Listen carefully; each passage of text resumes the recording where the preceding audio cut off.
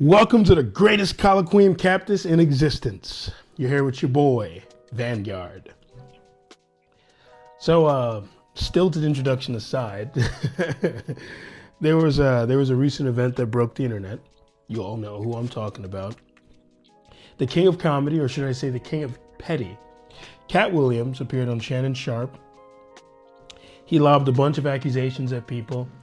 Accused Cedric of stealing his comedy, accused Steve Harvey of being a joke thief in general, accused Kevin Hart of being an industry plant, said that Ludacris gave up his booty. So, of course, that shit got a lot of attention, and it was all across the airwaves, man. People. And then, the funny thing is, all right, so two hilarious things happen. First, right after he does that shit, I see like the next week, he goes on another podcast. This man has no chill. Same thing, like 3 hours of him reiterating what he said prior. A little more calm than the first time, but same shit, right?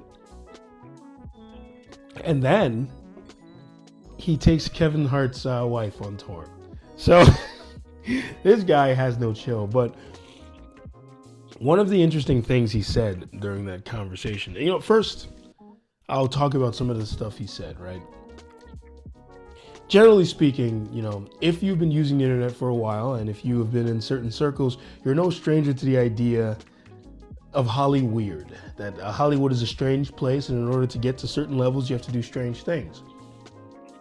I like to think of fame as a shallow pond, and when you're in there, you start to realize just how dirty the water is. It's like fame is not something you want unless it's like hard earned and organically created. Like the guy who published both of these books, Eric July, both of these comic books, a favorite of mine. He built his fandom very naturally over the course of years. It wasn't given to him by any company, so it can't be taken away. And also, he didn't have to do anything weird to get there.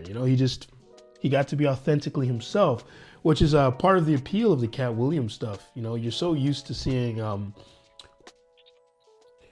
what we like to call sort of like kosher and like PC performances put on by so many of these famous people.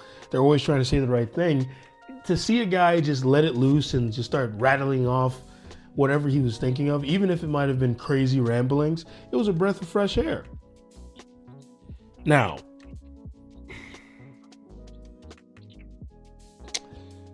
there are things I feel about the Katt Williams, debacle, I'll call it. It's a victory for Katt, but a debacle for everyone else. The Katt Williams incident is, I will say,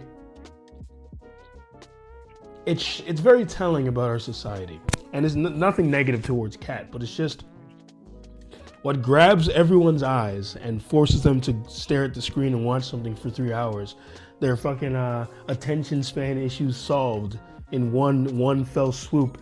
It was when someone went on a negative rant disparaging a bunch of people. Suddenly everyone was so interested. And this isn't something that I'm new to. Like, I'm well aware that negatives sell better than positives.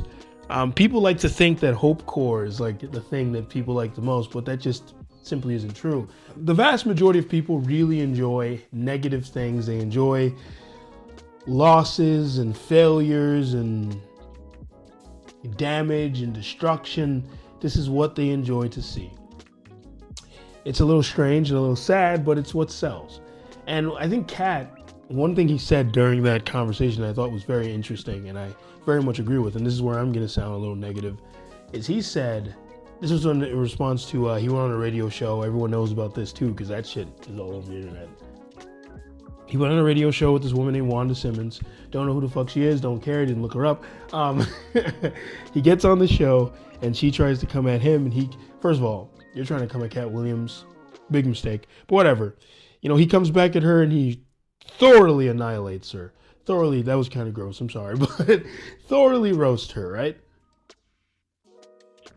And one of the things he said is that Shannon Sharpe is saying to him, oh, like, shouldn't you have been nicer, yada, yada, yada, because it's a woman. Katt says, it's not my job to be nice. It's my job to be funny, and being nice is secondary. And yeah, that's basically, if you're a master of any craft, it's almost as if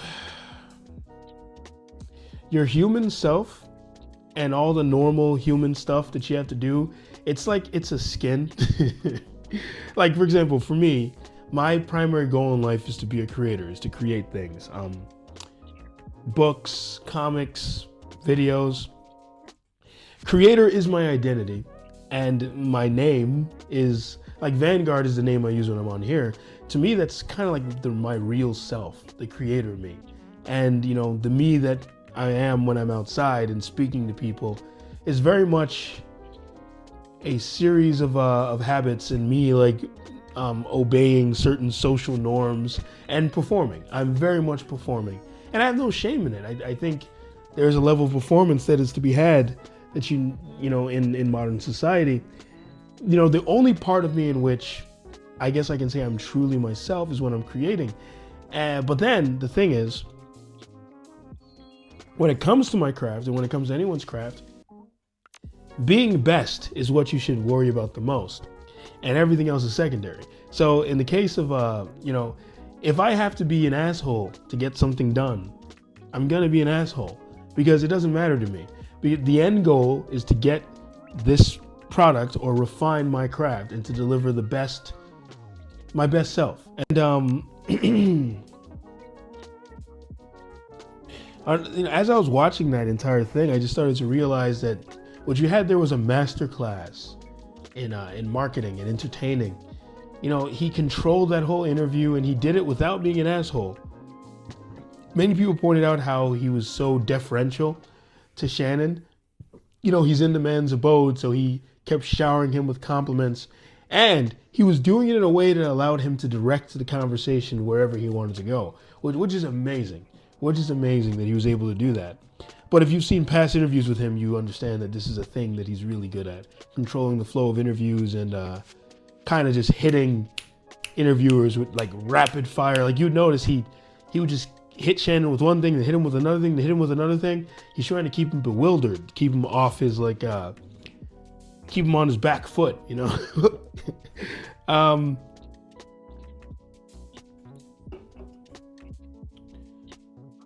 So yeah, it just goes to show, if you're looking at this from a marketing perspective or from a creative perspective, you start to realize, one, people like negatives, they like tragedy. I mean, you look at a character like Peter Parker. What makes Peter Pickle Pecker?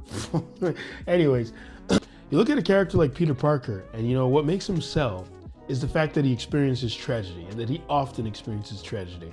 This is a selling point of the character.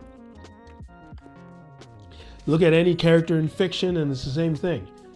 People like to watch their tragedies. They don't want to watch a character just have a bunch of good things happen to him. He has to have conflict. He has to have, of course, they like to see resolution, but to be honest, you don't even need the resolution. There just needs to be, the resolution doesn't have to be positive, I will say. If it's even more negative, probably more the better. And the other thing is, you get to see that people value authenticity. They want to see something that they feel they can relate to, where it feels like someone is maybe showing a little bit of their true self, a little bit of their true side. Ultimately, no one in showbiz is ever showing you their actual cards, and no one in life is ever doing that.